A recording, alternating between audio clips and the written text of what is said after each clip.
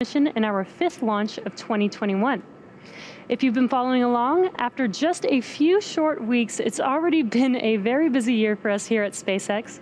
We've completed our 2nd high-altitude flight test of a Starship prototype and also announced some really exciting news on our progress in human spaceflight. I'll share some of those highlights a bit later in the webcast. If you've been following along Starlink development, then you know that Starlink is a constellation of multiple satellites that orbit the planet at about 550 kilometers and have the potential to service the entire globe. Because Starlink does not rely on traditional ground infrastructure, it is ideally suited for areas of the globe where connectivity has typically been a challenge or non-existent, such as rural or remote communities. Today, more than 18 million Americans live in areas without access to high-speed internet. Yet internet connectivity is now more important than ever, as so many people are working from home or participating in remote schooling. With Starlink, people can get online in a matter of minutes after receiving the kit in the mail. Starlink is now delivering initial beta service for both domestically and internationally, and will continue expansion to near global coverage of the populated world in 2021. If you're interested in service, we recently started taking orders on a first-come, first-served basis. To reserve your spot in line, you can now put down a $99 deposit that's fully refundable. Head over to starlink.com for more information. With our team's go for launch, Falcon 9 started loading propellants at T-minus 35 minutes, and at T-minus 11 minutes, currently all systems are green for an on-time liftoff at 10:59 p.m. Eastern Time. With that, let's take a closer look at the rocket on your screen.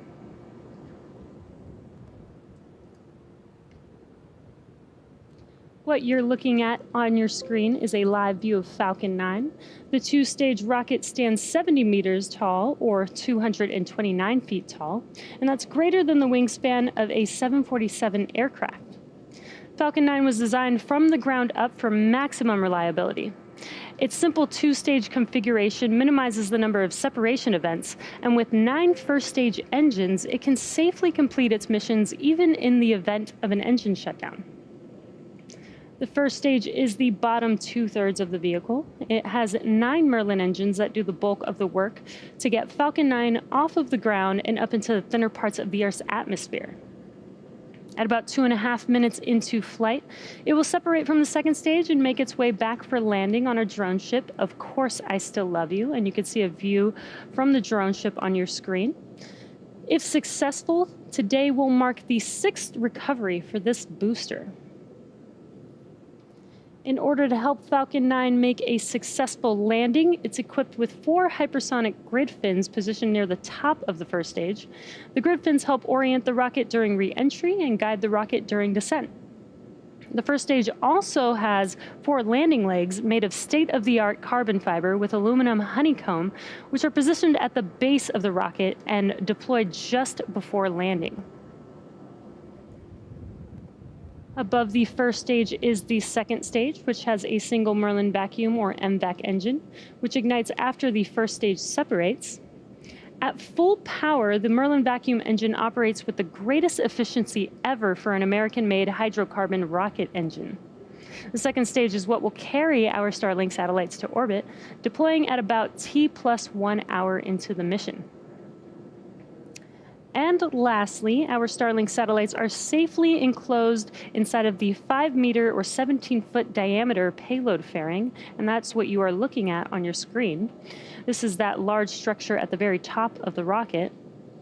This protects the payload from aerothermal loads, heating, and contamination during ascent. Once we reach the vacuum of space, we will jettison the fairing as the second stage continues on its journey to orbit.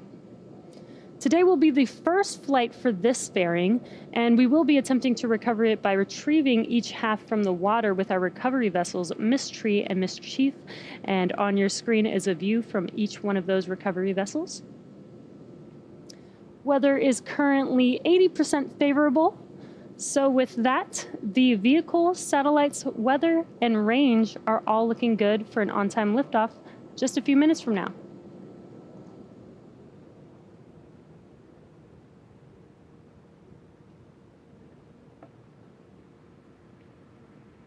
As I mentioned earlier, it's been a busy few weeks here at SpaceX. Not only are we already on our 5th launch of the year, but we've made a lot of progress in the development of our human spaceflight programs. When SpaceX helped return human spaceflight to the United States last year with the launches of Demo 2 and Crew 1, it also helped pave the way for human spaceflight missions to become accessible to the general public. At the beginning of February, we announced the world's first all-commercial astronaut mission to orbit, targeted for no earlier than October of this year. The mission will be commanded by Jared Isaacman, the 37-year-old founder and chief executive officer of Shift4 Payments, and an accomplished pilot and adventurer. The mission is named Inspiration 4 because of the 4-person crew's mission to inspire support for St. Jude's Children's Research Hospital and send a humanitarian message of possibility. The 3 additional crew members, each selected from the general public, will be announced by the end of March. And in fact, if you'd like to be one of the crew members on board this mission, head over to inspiration4.com and donate to St. Jude's Children's Hospital. Everyone who donates has a chance to be selected, so you never know. The next person they announce as a crew member just might be you. Additionally, our customer Axiom Space also recently announced their first private crew who will fly on a Dragon mission to the International Space Station. Axiom has selected Michael Lopez Alegria, former NASA astronaut and Axiom vice president, to be spacecraft commander. He will be joined by Eitan Stiba, an impact investor and philanthropist, along with Larry Connor, a real estate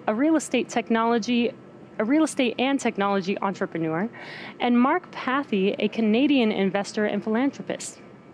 This launch is currently targeted for 2022 and will mark the first fully private human spaceflight to station.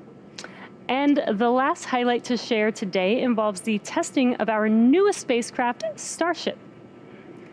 On Tuesday, February 2nd, Starship serial number 9, or SN9, completed SpaceX's second high-altitude flight test of a Starship prototype from our site in Cameron County, Texas. Serial number 9 successfully reached its apogee at 10 kilometers with the help of 3 Raptor engines and accomplished all of its intended milestones on ascent and descent. However, during the landing flip maneuver, one of the Raptor engines did not relight and caused serial number 9 to experience a RUD, or rapid unscheduled disassembly. While it would have been great to land serial number 9, the testing campaign is the right place for a RUD.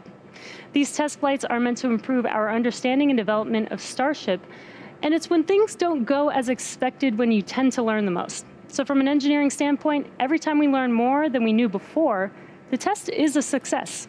And looks like we have pressure for strong back retract. The team is designing Starship to be able to carry both people and cargo on long-duration interplanetary flights.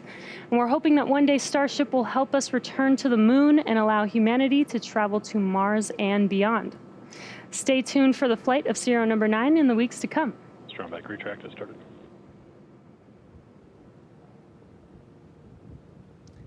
Now we're currently just under 4.5 minutes from liftoff, and Falcon 9 is now moving into the final stages of the countdown.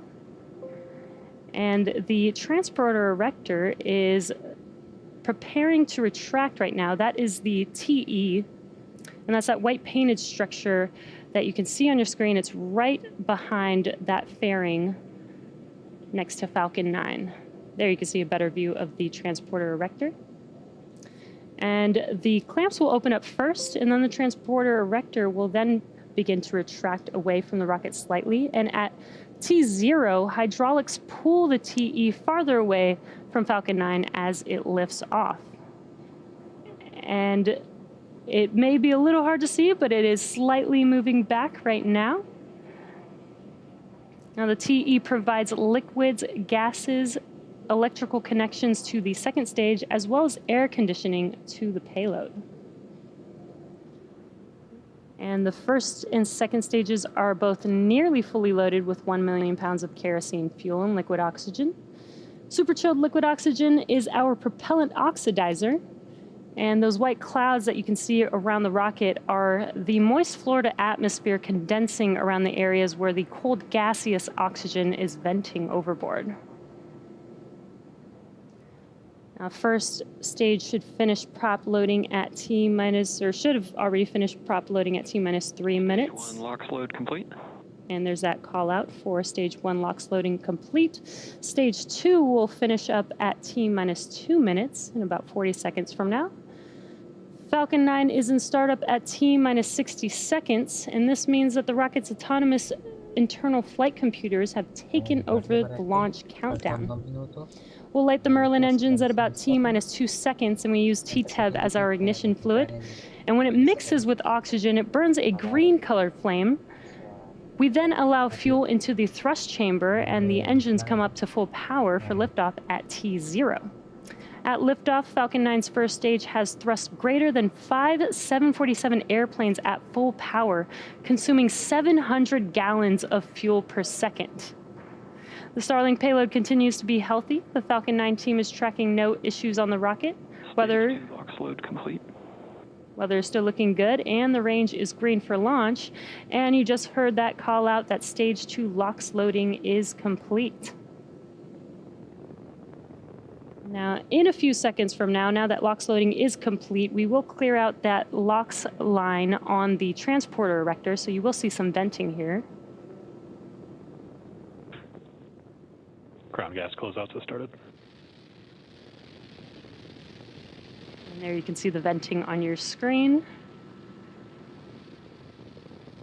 And at T-minus 1 minute, coming up in about 15 seconds, Falcon 9 will be in startup, and the first and second stages will begin to pressurize for launch.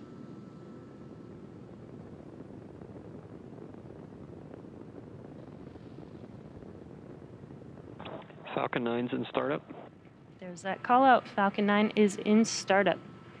Now we're waiting for the final go for launch in a few seconds here.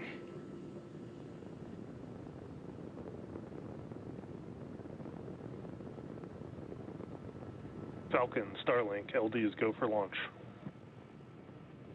And there is that call out that we are go for launch. So at T-minus 30 seconds, at T-minus 30 seconds, all systems are go for launch. So let's listen into the terminal count and watch as Falcon 9 takes our stack of Starlink satellites into orbit.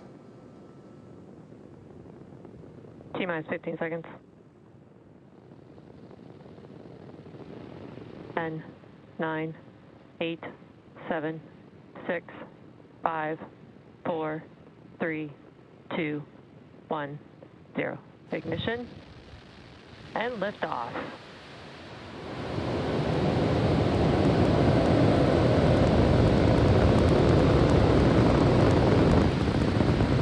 Stage 1 chamber pressures are nominal. Vehicle is pitching downrange.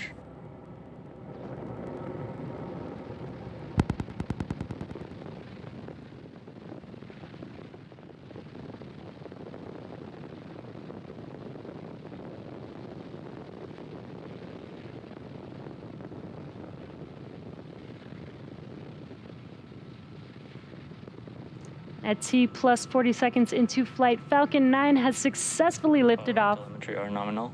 from Space Launch Complex 40 at Cape Canaveral Space Force Station, carrying our stack of Starlink satellites to orbit. Now we are throttling down that first stage in preparation for Max Q. Max Q stands for, and there's that call out for Max Q. This is the largest structural load that the vehicle sees. Now, coming up in about a minute, we'll have 3 events happening within seconds of each other. That'll be main engine cutoff, or MECO, stage separation, and SES1, or second engine start 1. Now, MECO is where all 9 of the M1D engines shut down, and that slows the vehicle down in preparation. Vehicle is following a nominal trajectory. That slows the vehicle down in preparation for the second event, stage separation.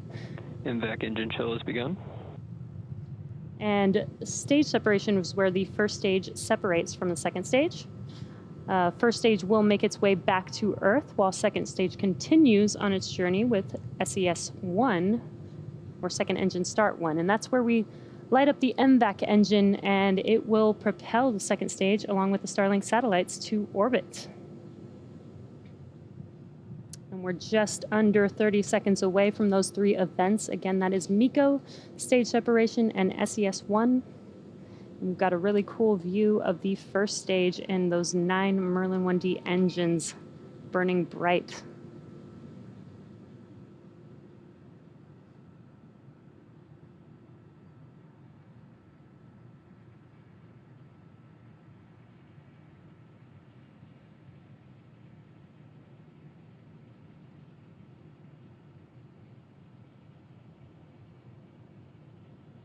Stage separation confirmed.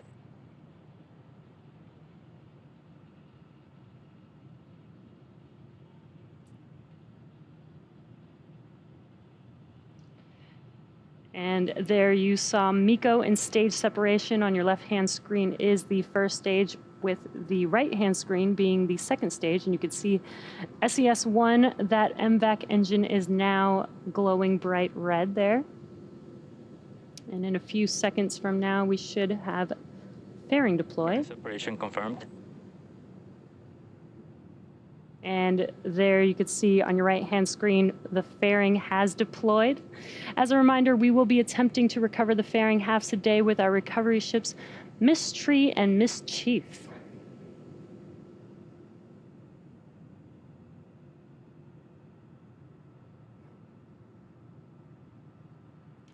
Now, as Stage 2 heads towards its targeted drop-off orbit, Stage 1 will execute 2 burns in order to make its way back to Earth. The first burn is the entry burn, and that's where 3 of the 9 Merlin 1D engines will reignite, and that'll help slow the vehicle down as it re-enters back into the Earth's atmosphere. The second burn for the first stage, second and final burn, is the landing burn.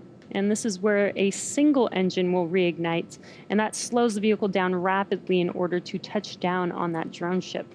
Again, we are attempting to land on Of Course I Still Love You, and this will be the 6th attempt for this booster. Acquisition of signal Bermuda. Now on your screen is a live view of that second stage. This is the Merlin vacuum engine. This engine has about 220,500 pounds of thrust in a vacuum.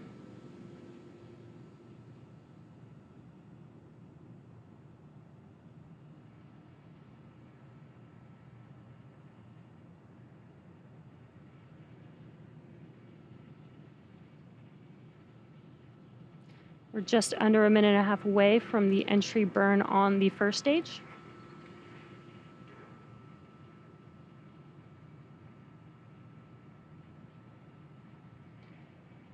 Again, the first stage will perform 2 burns. It will be the entry burn and the landing burn. And then just 20 seconds or so after that landing burn has concluded, the second stage will have SECO 1, or second engine cutoff 1.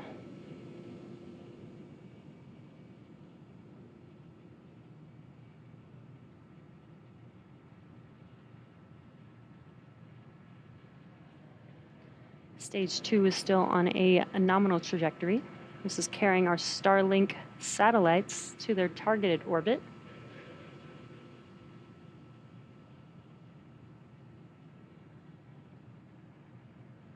And we are just about 30 seconds away, or under 30 seconds away, from that entry burn starting up on the first stage. The entry burn will last about 20 seconds long. And again, it will be 3 of the 9 engines reigniting. Stage 1 FTS is saved.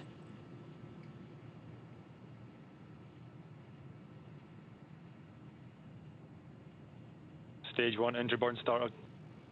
And there you can see on your left-hand screen as that view lights up, those 3 engines are burning bright, helping to slow the vehicle down as it enters back into the Earth's atmosphere.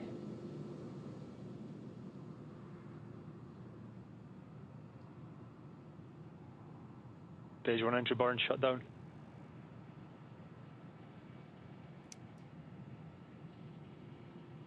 We did have a call out for entry burn conclusion.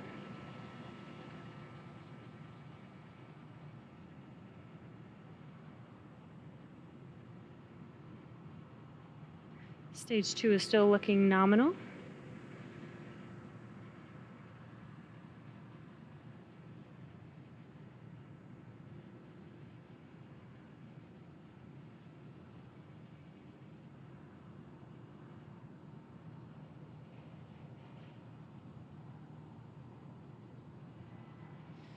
We're just under 30 seconds away from the landing burn beginning on the first stage.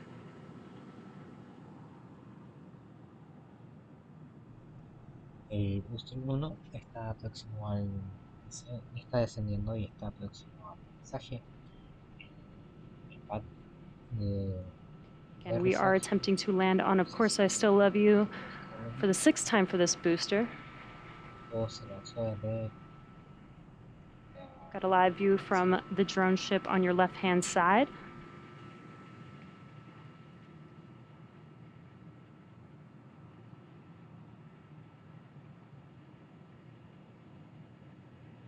We did get a little bright glow, but no longer see a flame there.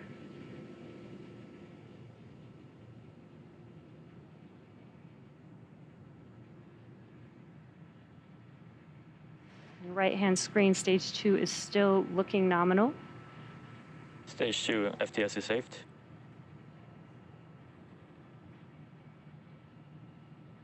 And it does look like we did not land our booster on Of Course I Still Love You tonight.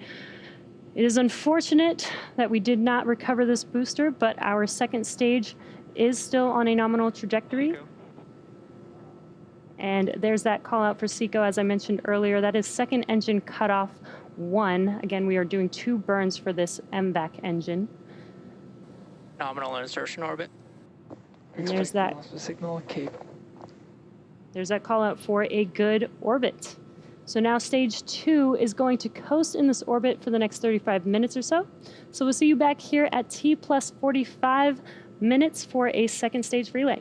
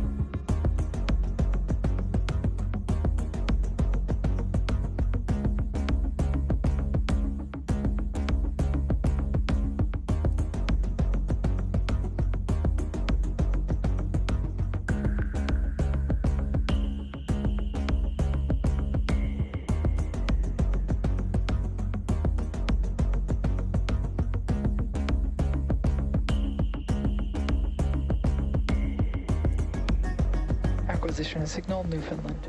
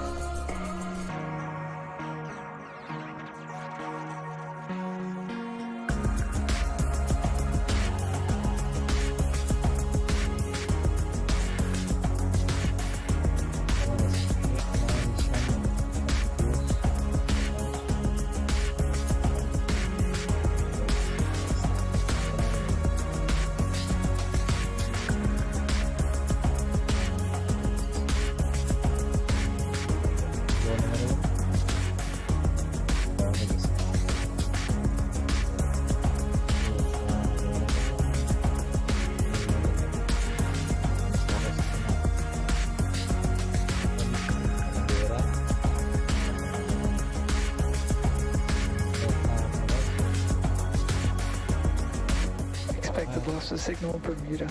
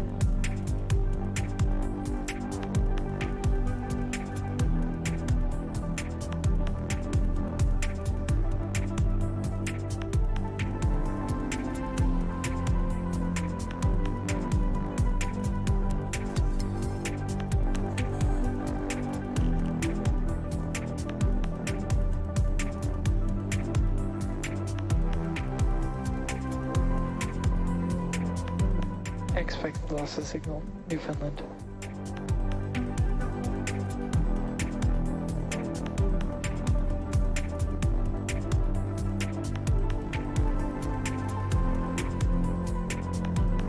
Acquisition of signal Gunhili.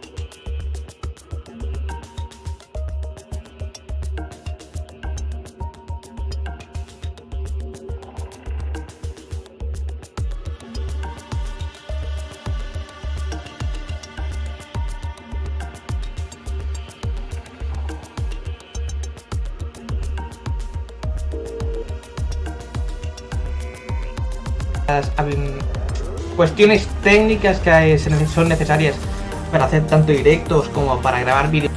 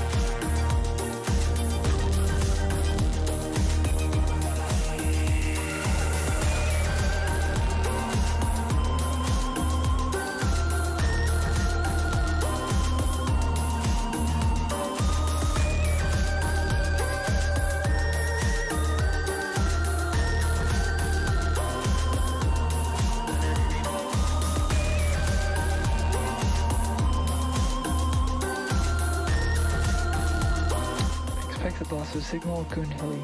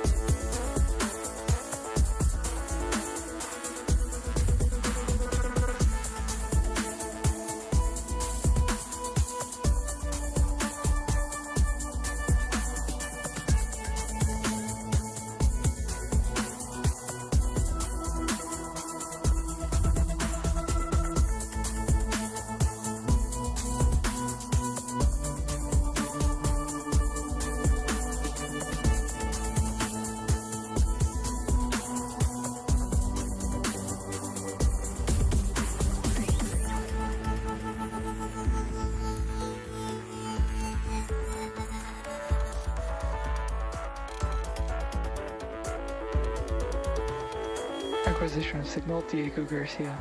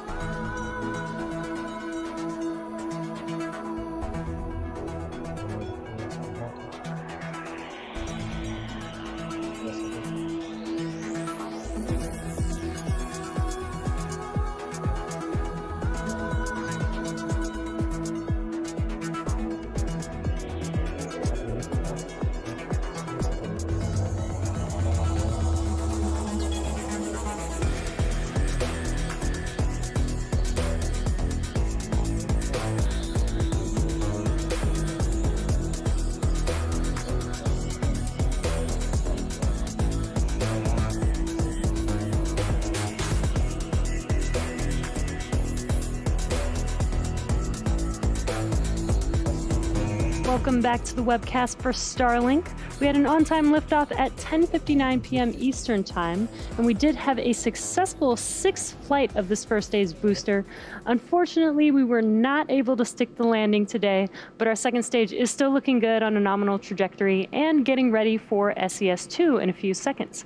SES-2 is second engine start, and that will be a very, very short burn, just a 1-second burn here. And this 1-second burn will get us to our targeted drop-off orbit.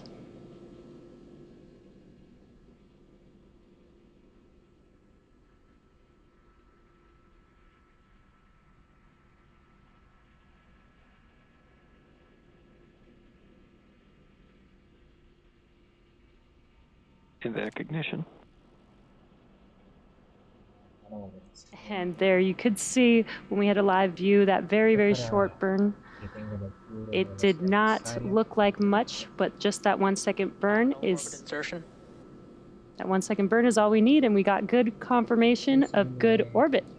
So we do have another 18-minute coast phase before we deploy our next batch of Starlink satellites into orbit.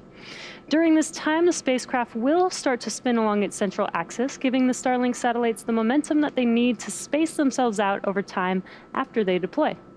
While this happens, sit back and enjoy the space jams.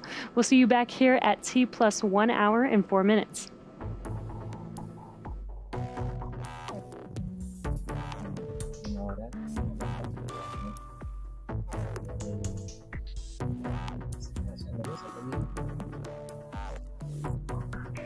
Creo que segundo para